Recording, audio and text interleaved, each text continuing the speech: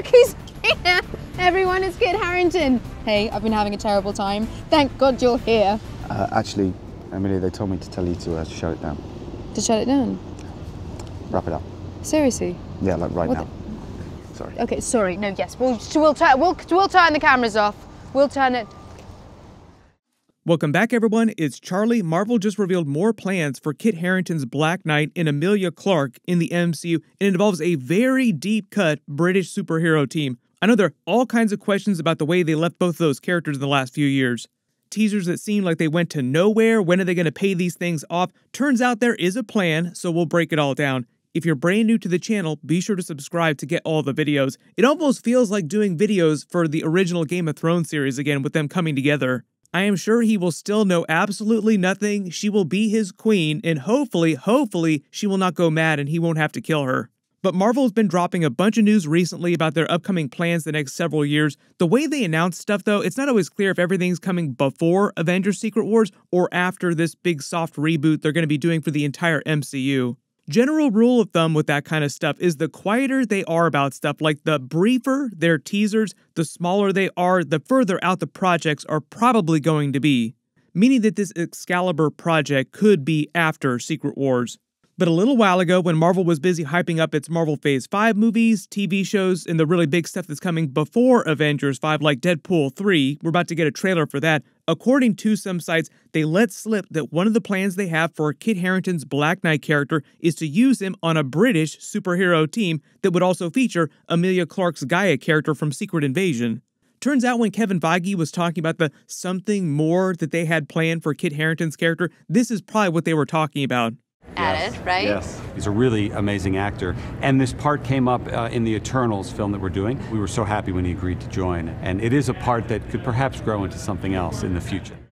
Originally, when they posted that, I assumed that he was talking about Avengers 5, but in the Marvel comics, Dane Whitman actually wasn't British. He was from a British family, but he was born and raised in Massachusetts in the United States. So largely at the time, he was viewed as an American character and appeared for the first time in classic Avengers comics. He spent a lot of time with the Avengers during subsequent runs in the comics too. But when they introduced Kit Harington's version of the character in the Eternals movie, he was very British, like he was working in the British History Museum. Most people, myself included, assumed they were just changing the character's backstory. They would say he came from a British family, like it goes back to the original Sir Percy Black Knight during the days of Camelot, King Arthur of the Round Table, but he was also raised British in Great Britain. And that would be their way of explaining Kit Harington's accent.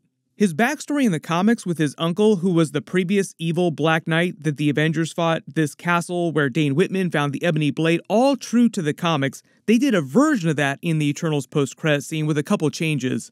In the comics, originally, he didn't know anything about the Ebony Blade before he found it, or about his family's heritage and the curse of the Black Knight itself.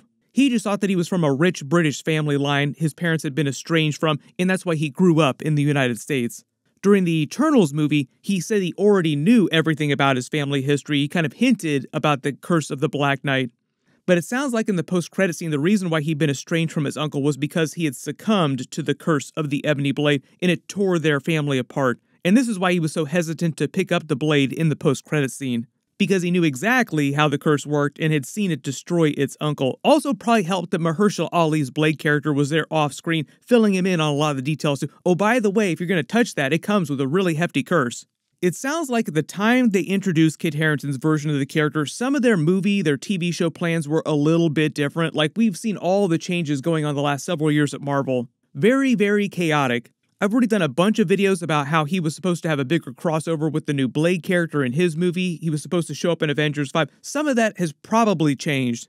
But a while ago, Marvel registered trademarks for a bunch of different movies and TV shows, confirming a lot of our theories. They were developing a Sons of Midnight series. I've already done a video about that. He might have some crossover in that with Moon Knight, Blade, Ghost Rider, Werewolf by Night, other darker characters, because it does sound like Marvel plans on doing that.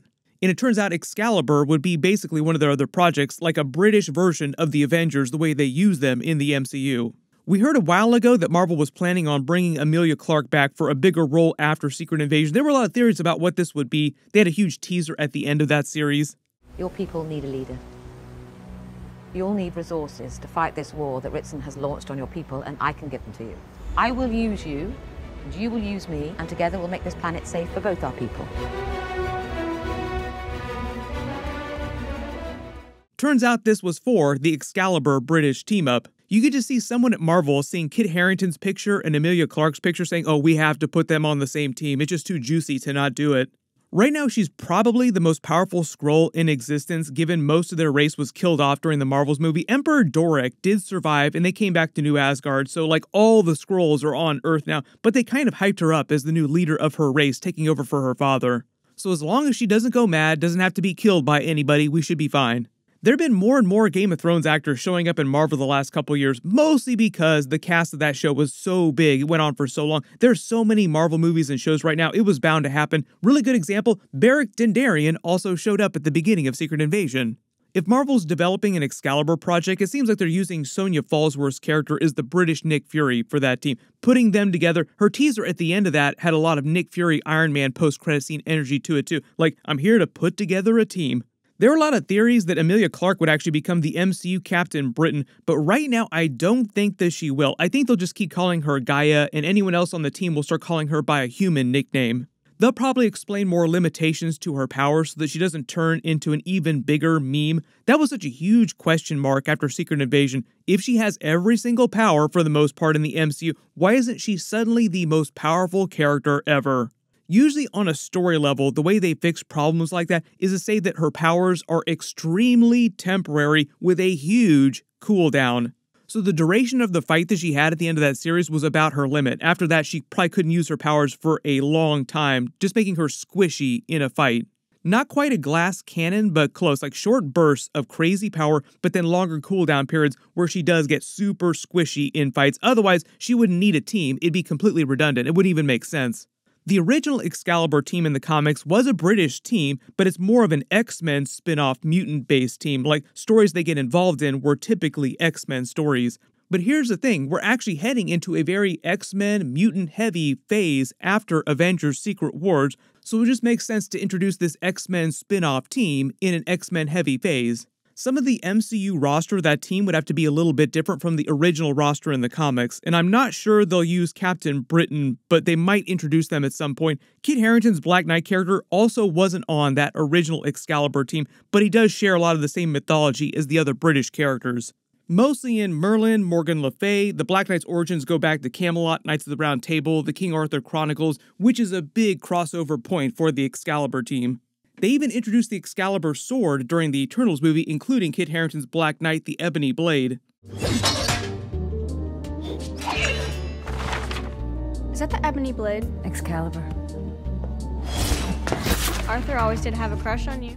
They explained the Eternals lived in actual Camelot for a brief period in the UK during that part of history, revealing that Camelot was a real place in the MCU. Merlin, who created the Ebony Blade, was a real person. He was probably the Sorcerer Supreme of his era. Some of that starts to get into multiverse territory too, like Merlin becomes more of a multiverse character, like a multiverse version of Doctor Strange. Morgan Le Fay, for example, was a real sorceress, who in present day is actually supposed to be played by Aubrey Plaza during the Agatha Coven of Chaos episodes. She's a huge Excalibur villain. The earlier teaser for Captain Britain went back to Avengers Endgame. I talked about this when the movie came out a couple years ago, you probably remember, which was them basically saying that they were doing the character at some point. When Captain America goes back to the 1970s with Iron Man during the time heist, he's inside Peggy Carter's office and hears her mention Agent Braddock is out on a mission.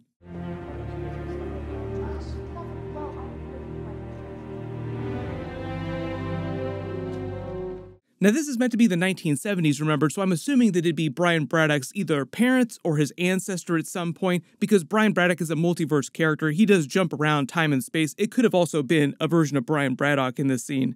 But that's meant to be his real name. He is Brian Braddock. He's kind of like the British version of Captain America, even though his origin story and his powers are completely different. That's the way that people view him. Like, if you're not a big comic book fan, you see him, you say, oh, it's kind of like British Captain America. In reality, he's completely different from Captain America.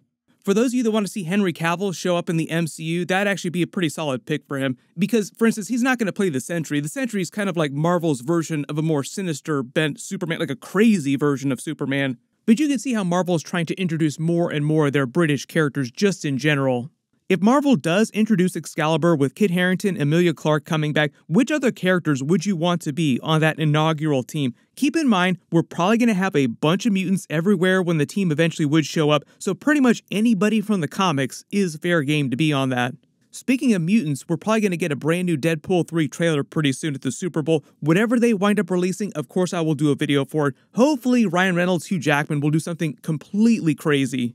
I just did a video for the brand new teaser that Ryan Reynolds dropped. Click here for that. It's ridiculous, as you would expect. And click here to learn about all the Defenders characters that Marvel just announced are coming back during Daredevil Born Again. Thank you so much for watching, and I'll see you guys in the next one.